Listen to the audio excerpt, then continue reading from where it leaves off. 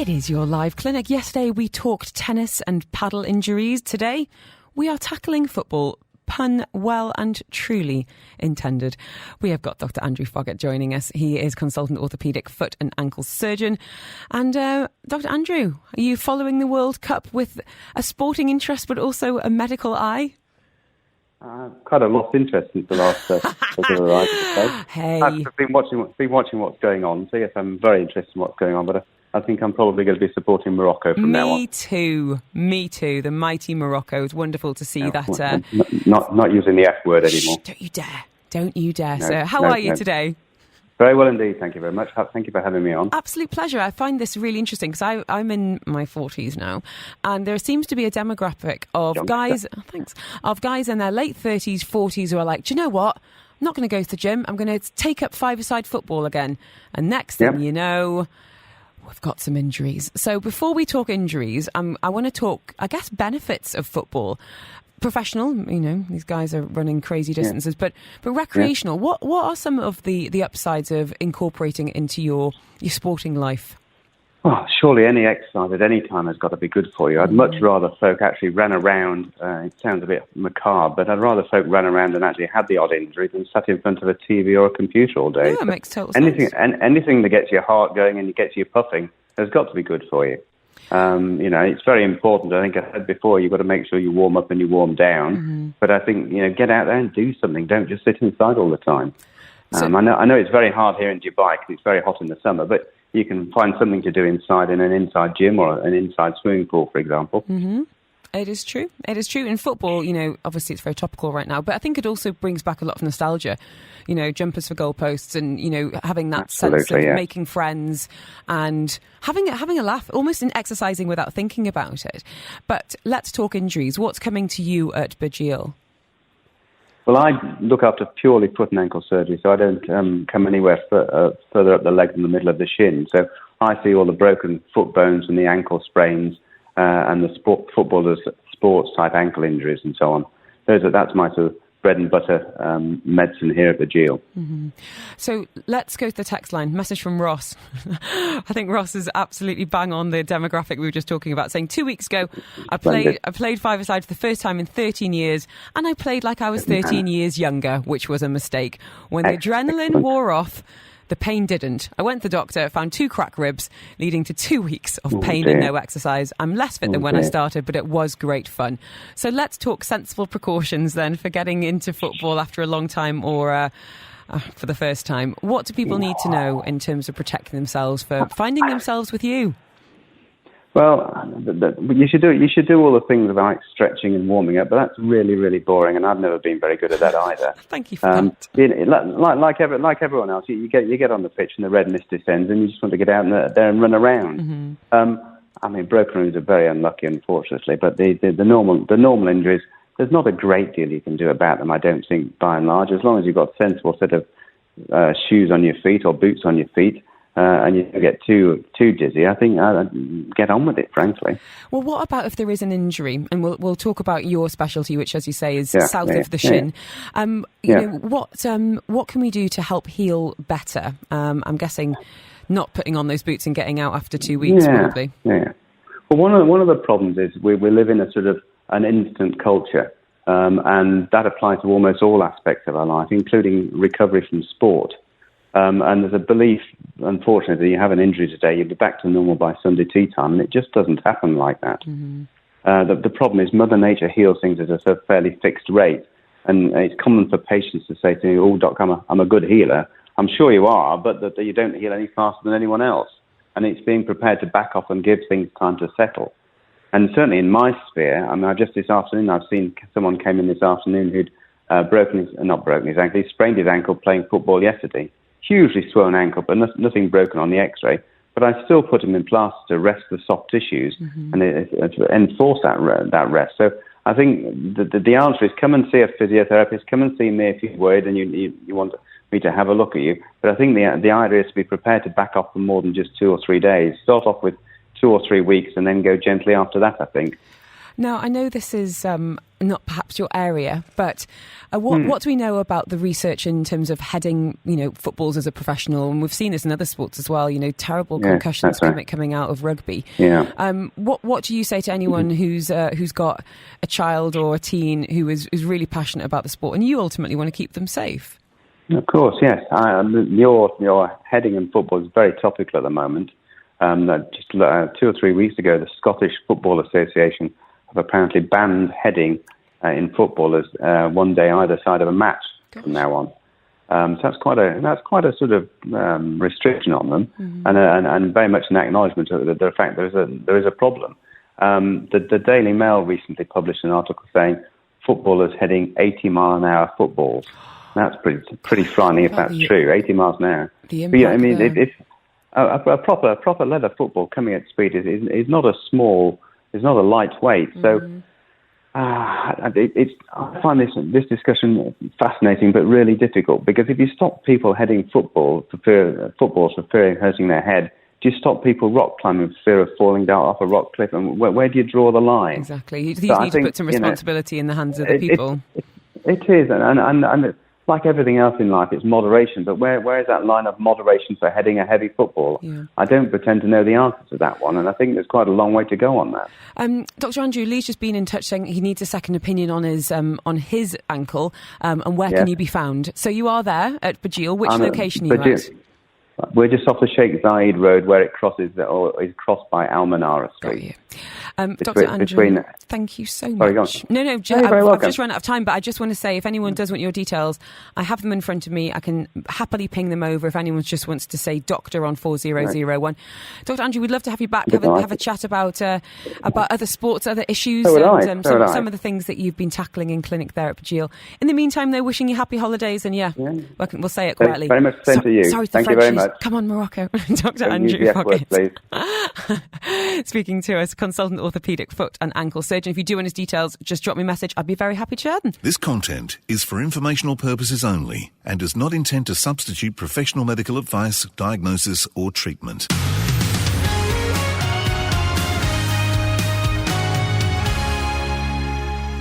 Joining us between now and 5, Dr. Thrier from the Human Relations Clinic and Institute. She's a clinical psychologist. And when most people think of domestic abuse, the first thing that comes to mind is likely verbal abuse, physical assault even. But research shows that financial abuse occurs just as frequently in unhealthy relationships as a form of abuse. In fact, a study in the US at the Centers for Financial Security found that 99% of domestic violence cases also involved financial abuse. So what constitutes that term? What do you need to know? And ultimately, how can you deal with it? Dr. Thrier, thank you for being with us today. Really appreciate your insights on a topic that I'm seeing more and more and more in news, and then also tragically coming up on message boards, even here in the UAE. So I'd love to start by getting a bit of a definition of what you see, either coming to clinic or what you've seen from peer research about what constitutes financial abuse. Well, basically, financial abuse is a type of gaining power and control over the other person that you're with by keeping the person trapped in this abusive relationship.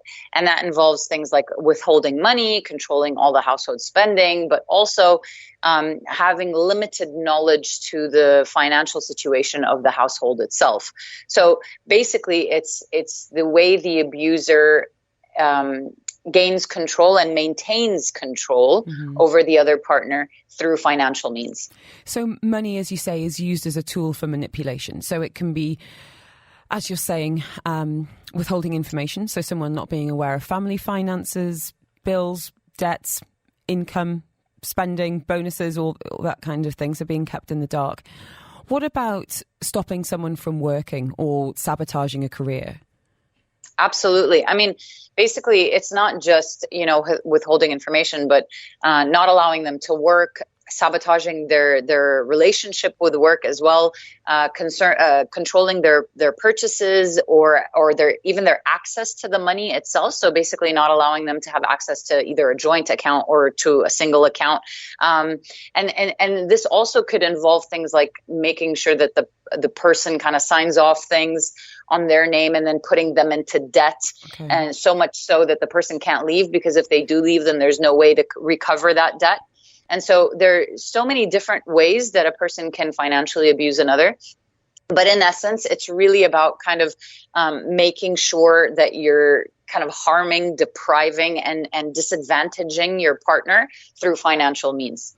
And I think what I find so heartbreaking about this is when money is used as a tool of manipulation is that you, and I'm certainly not saying it's women versus men, or, it's more common on either side because I don't know, but people being unhappy in a relationship and not having the financial means to leave it. And not having financial independence, not having confidence in their own ability to earn money. And then, as I said, feeling completely trapped. Is this something you've seen either coming into clinic or you're hearing about in the industry?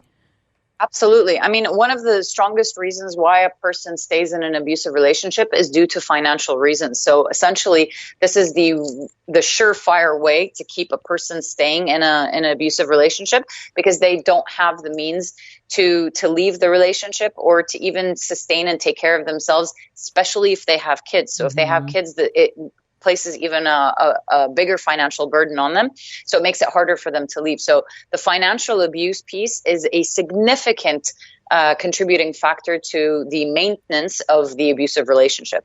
Dr. Thuraiu is with us this afternoon, clinical psychologist. If you've got any questions, comments on this topic, by all means do get in touch, and you can, of course, be completely anonymous on 4001. You've got the ARN Play app and the WhatsApp too.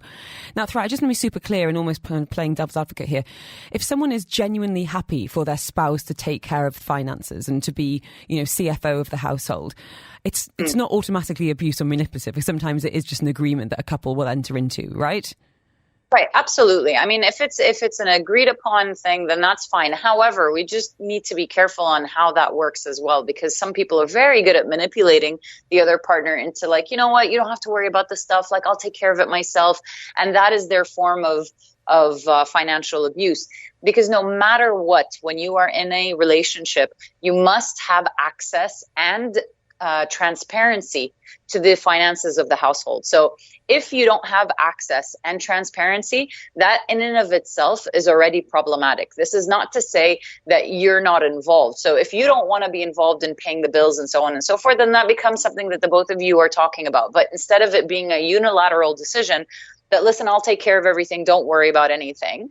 And on top of that, for you not to have any visibility on what's happening with the finances, because financial abuse is not just about limiting money from the person themselves, but it's also about taking whatever money exists and using it without the knowledge or the consent of the partner.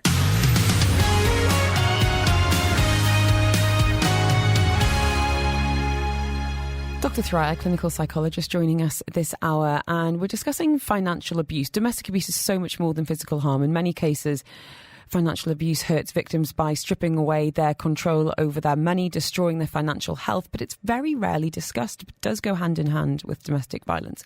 Now, this is an old study. This is from 2011. The Centre for Financial Security found that women who'd suffered domestic violence, 99% of them also reported economic abuse. This is defined as a partner taking control of significant other's ability to acquire, use and maintain economic resources. And apparently during COVID, recorded cases jumped 8%. Perfect storm of a recession, widespread job loss and families being forced to stay at home increased the risk factors. And we've had a number of you sharing your experiences and also sharing some questions as well. Anonymous message here saying, my wife is the Chancellor of the Exchequer in our household. I happily go down the mines each day and she gives me pocket money. I love it. I can't balance a checkbook, so we play to our strengths. But she was in a financially abusive relationship previous to me, so it took her a long time to trust the fact that I trust her to look after the finances. And Dr. Thuraiu, a question here, anonymous, saying a close friend has recently found out her husband has built up 400,000 dirhams worth of debt. He won't admit how it happens, but she's guessing gambling. From discussions with her, they've had problems for a few years, but it's all come to light and they're at crisis point. They're likely to lose their home. They've got 2 kids. They're married, but for some reason the house is only in his name. Any advice I can offer her? So sorry your friend's going through this. Thuraiu, what would you advise in terms of a role that a friend can play in this situation? Well, I think in that situation, just being supportive and trying to help in any way that you can emotionally could be very helpful. In reality, this is definitely something that a financial advisor would be best to answer such questions, because there are so many different payment plans that can be accessible to individuals who are in a lot of debt for whatever reason. So I think, just as a friend, it's good to be there, allow her to talk and to express how she's feeling, what she's going through, and, support here and there. But at the same time, you want to be careful, because you don't want to overstep. You don't want to make the person feel bad, or that you're pitying them, or any kind of condescending tendency towards how they're experiencing what they're experiencing. So I think the best thing to do as a friend is just to be there in emotional support. It's really interesting. Some very big names lending their voice to this issue, including Serena Williams, who wanted to bring awareness after one of her close friends experienced it. Here she is. I had no idea what financial abuse was when I read that 99% of domestic violence cases do involve financial abuse. I felt like that was a really, really high number, and it's shocking. A close friend of mine was going through a situation that wasn't really healthy for her, it wasn't healthy for her friends or her family, and it was difficult to tell her. And then I realized, oh my goodness, she's all the signs that I was learning about with financial abuse she was involved in. It was really intense. I feel like a responsibility to make people know more about things like financial abuse and how to avoid it. Like, I want to teach my daughter everything about it. And if I have more kids, and if I happen to have a boy, I want to teach him about it, so he is not a part of the problem and only adds to the solutions. Serena Williams speaking there on our topic of the hour.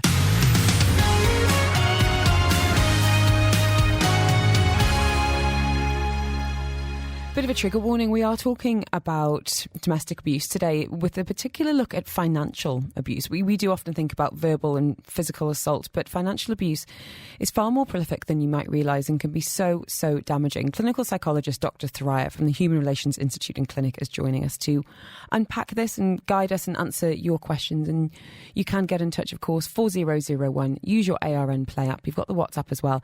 You don't need to put your name on if you'd rather not. I completely understand. We've had a message here, Thuraya, saying, how about financial abuse in a family? Listener saying, I'm 35, 2 kids, good job, married, have my own car, but anytime I make a life choice or purchase, I feel so anxious to tell my parents. We bought a sofa last month and I was terrified of their reaction, because they always respond with things like, how did you pay for it? What a stupid choice. We've just fostered a dog and I haven't told them yet, because I already know they're going to call me stupid and say it's a waste of money and don't come crying to me when you have a vet bill, even though I do not rely on them financially. Surely this isn't normal. I feel like I can't shake off the anxiety every time I make a big change or purchase without telling them, as I know they'll call me stupid. That's from Anonymous on the text line. Thuraya, financial abuse, we're talking about domestic abuse, and we often make that leap about it being in a romantic or a marital relationship. But what about in a family? What about between generations? Of course. I mean, financial abuse can definitely occur intergenerationally. So this could happen with parents. They can tell their kids, like, if you don't do what I want, or if you don't behave, I won't let you go to school. I won't pay for your continuing education, and so on and so forth. And definitely it could be used as a form of emotional manipulation, especially as a person gets older. The parents know that they no longer have control, and especially when they know that they no longer have control if the person is becoming financially independent. So now they'll start using it almost as a way to kind of include the emotional abuse as well. And so when somebody's calling you stupid for the decisions that you're making, even though you're the one who's working really hard to get the money, and then you get to make the decisions on how you spend the money, what I would suggest is something I probably overkill with when it comes to me, is I talk about boundaries quite a bit. And I think this is extremely important. I usually tell people, what is the purpose of you telling your parents the things that you purchase? Yes, they're going to eventually see it. And when they see it, you can just, casually mention, yeah, we bought it a while back. And if they ask you how much it cost, you can say it really doesn't matter how much it costed. It was something that we wanted and we got it. And so just allowing that to start developing these boundaries between you and your parents, so that they no longer use it as a way to manipulate you into feeling bad or not doing exactly what they wanted. And that can definitely occur within generation as well. Can we come back to marriages? As we mentioned earlier, not having financial means to leave a relationship is often one of the reasons why someone remains trapped in a unhappy and tragically abusive relationship. We've got a message here saying, women, have your own money, and if you don't and you're planning to leave, start making plans with paperwork before you take that decision. I think that, as you said earlier, working with an expert to make sure you are in a financially independent place, subtly, if you need to, is so crucial. So what can you do if you experience financial abuse? So start taking some control back, Thoraya. And I'm not talking about necessarily leaving a relationship, although of course it's what you want to do, then go down that path. But trying to get some of your control back, starting to assert yourself. What would some of the steps be that you would advise someone who comes into clinic with this issue? Well, one of the first things that I say is that your safety is the most important thing. So it's really important to do this in a very conspicuous way, in a very subtle way, so that the person is not put in harm's way as well. Because as we do know, financial abuse at times can come hand in hand with physical abuse as well as emotional abuse. And so it's important to make sure that the person is safe. So essentially what you want to be doing is you want to start putting in, creating a safety plan and putting in some money on the side, try to, build a little bit of a nest that you can then use in order to exit safely. Sometimes it's really good to use friends and family that would hold the money for you so that it's not found at the house and quite a big amount, and so on and so forth. But definitely start looking into ways that you can have more visibility and access to the money that you have at the house. So quietly, subtly, and also safely. And the reason why I mention this is because as I mentioned, a lot of financial abuse relationships come with physical abuse. So a person has to be very careful. Mm-hmm. If financial abuse is there without physical abuse, it's important to kind of start bringing up, a visibility, transparency, bring it up from a perspective of, I'd really like to start helping around in the house. I notice that you do quite a bit. So I think it's really important for me to be involved, to take the load off of what you're already responsible for. So it sounds like a manipulation, but at the same time, it is a way to kind of secure your own safety plan to exit the relationship, especially if it is an abusive one. And I just to come back to the relationship of parents, a really interesting point here from Joanne saying, my late mother always threatened to write me out of her will whenever I didn't do what she wanted. And isn't that interesting to think that that power struggle just keeps on going? What about financial abuse even after divorce? Is that something that you've seen, still trying to control a partner and even the children once a marriage is dissolved? Sure. I mean, really, in reality, when a divorce happens, the only control that one partner has over the other partner is the financial control. So essentially what they'll do is either they'll threaten not to pay the bills, they'll threaten not to send the kids to school, or they will give them such a minimal amount that it's hardly even the person's hardly even able to survive on it. Mm-hmm. So this can be very detrimental, but it happens quite a bit. This is why it's really important when you're going through a divorce to definitely get a lawyer and have somebody that can help you through it and discuss your options, because there are a lot of legal and federal laws that protect people here. So, and this goes on both ends. This is not just for the female, but also for the male. So it's important to know your rights as an individual and to go through the proper channels in order to make sure that the financial means that you get after the divorce mm-hmm. is something that can be beneficial for both you and the children as well. And I think lastly, I don't think it can be underestimated the emotional impact this must have on someone who might have been stopped from working, who's been told that they don't and can't have their own money. And, working with someone to help you rebuild that self-esteem, rebuild that confidence so you can start life afresh, emotionally and financially independent. Dr. I thank you so much for your time on this. I think it's such an important topic and one that definitely needs more awareness. So I really thank you for being with us for this last hour. And if you do want Dr. Thoraya's details, 4001. Dr. Thoraya, have a lovely day ahead. Really do appreciate your time. As I said, Dr. Thoraya there, clinical psychologist at the Human Relations Institute and Clinic. If you want her details, drop me a little message on 4001. Just say Dr. T.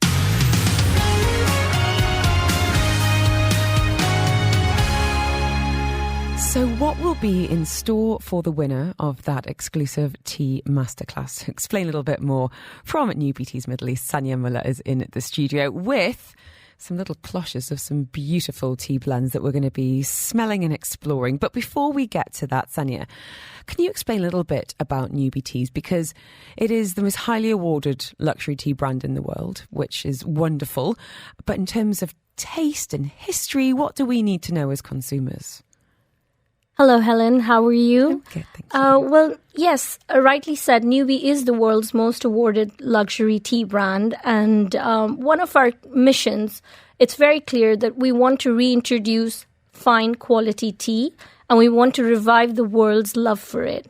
It's very important. If you look back in history, tea actually had great provenance and it was always considered a gift for the royals.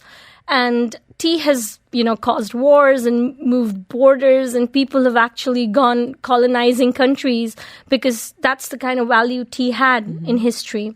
So as a brand, we came into existence in the wake of the millennium in the year 2000 in London.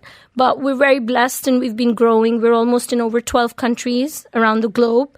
And also, one important thing that I would like to highlight is the largest benefactor of Newbie Teas is actually a British registered charity called NSATIA Foundation. Wow. So we heavily invest in projects related to education, medical research. So our core mission, along with reviving the tea culture, is also to serve our community. I love this. Serving for good. I love the idea of bringing back that ritual of tea drinking and having that being a moment of connection between people and exploration of taste, which is exactly what this prize is going to be. And tea's having a bit of a moment, really, when we think about so many more of us being health conscious. And tea's got incredible health benefits, everything from reducing stress. I've heard about, being effective with diabetes, antioxidants as well, of course. What are some of the most popular tea blends that you're having with consumers here in Dubai? And what are their kind of home setups like when it comes to their tea experiences? So in the Middle East, definitely, I've seen people really, really appreciate some sort of floral teas. So jasmine tea is a big favorite. Persian rose is a very popular tea. We also have black teas, which are kind of synonymous with the culture here. Classic English breakfast, or if you're looking for something really robust and strong, then Assam tea is, a hot favorite. What's your favorite?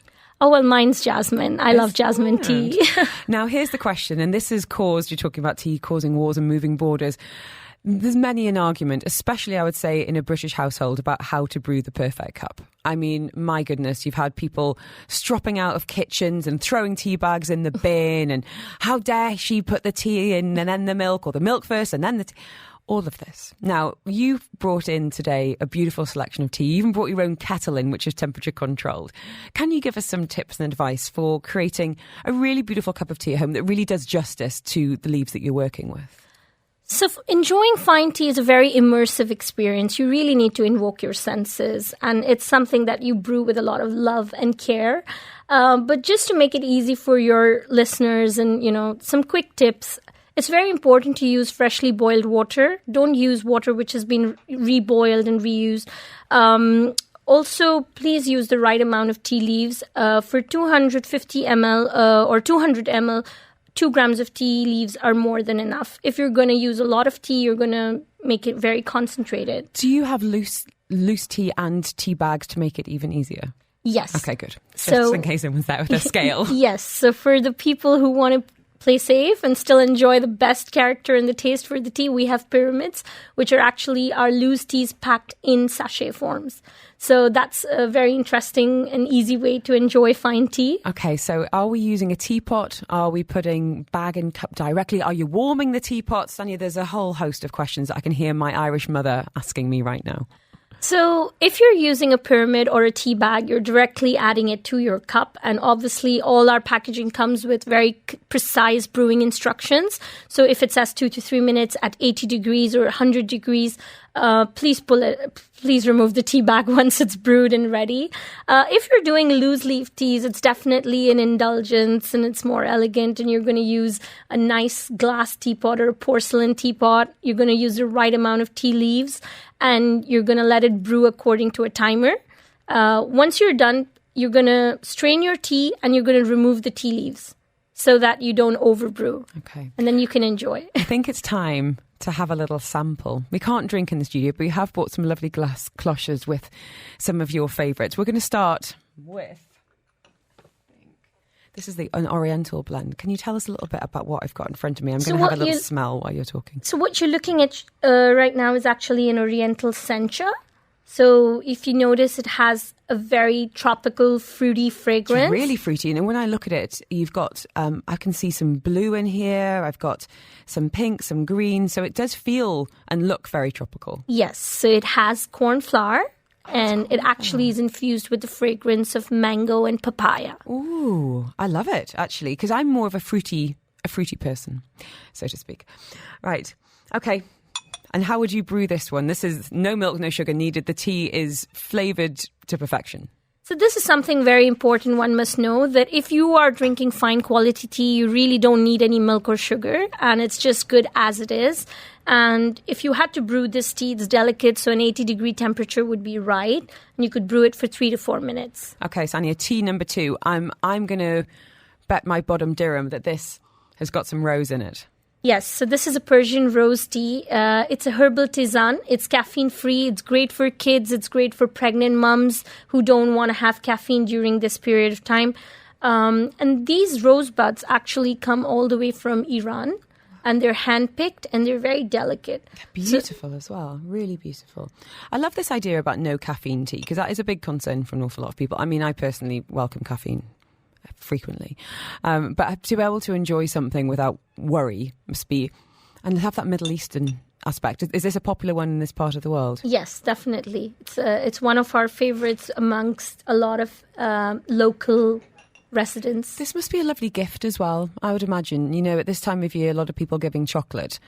Giving tea must be a nice alternative. Yes, definitely. I remember, like, on festive seasons receiving several boxes of sweets and chocolates and not knowing what to do with them. Yeah. Sometimes I would share with family and friends, and I'm sure many other people around the city go through the same. Tea actually is healthy. It has a longer shelf life. It's great if you want to send gifts back home. Mm-hmm. They don't really get damaged during transit, because all our caddies are packed, and all our teas are packed in caddies, which actually preserve their freshness. So that's something, it's a great alternative. Sanya Mother, tea number 3. I have no guesses for this. My tea nose palette is not working. What's going on? So these are jasmine pearls. Oh, really? And this is your favourite? Yes, this is my favourite, and I'll tell you why. Because tea is a porous leaf. So what we do is we actually roll out the leaves, and then we lay fresh jasmine flowers on them, and the leaf actually absorbs the fragrance from the flower. Oh, and then it's hand rolled into pearls, which actually is called jasmine pearls. Some of the teas you brought in earlier were flowers that seemed to bloom in the water. There was a lychee flavoured one that really kind of captured my imagination. So I love the idea of watching something unfurl and the colours, bleeding out into the water, and like having a mindful moment, I guess, rather than just being, all right, quick, chuck a cup of coffee down my neck. Let's just have a moment of peace and really enjoy and taste. So this is your favourite. And what is tea number 4? So tea number 4 is great for the festive season. It's called the apple strudel tea. This is my favourite. It smells amazing. It actually has some figs and cinnamon and pieces of dried apple. And it's just a warm, fuzzy feeling drinking the apple strudel tea around this time of the year. This smells absolutely incredible. It smells exactly like that, like a spicy apple pie. Oh, Sanya, thank you so much for coming in. It's been an absolute pleasure, and I think it's really helpful as well for everyone to hear what is in store should they win this amazing prize. Thank you. Really, really great. And as I said, if anyone wants to go down, the boutique is there. The new boutique is at the Park Hyatt Dubai. The staff there are incredibly well informed, can really guide you in that shopping experience.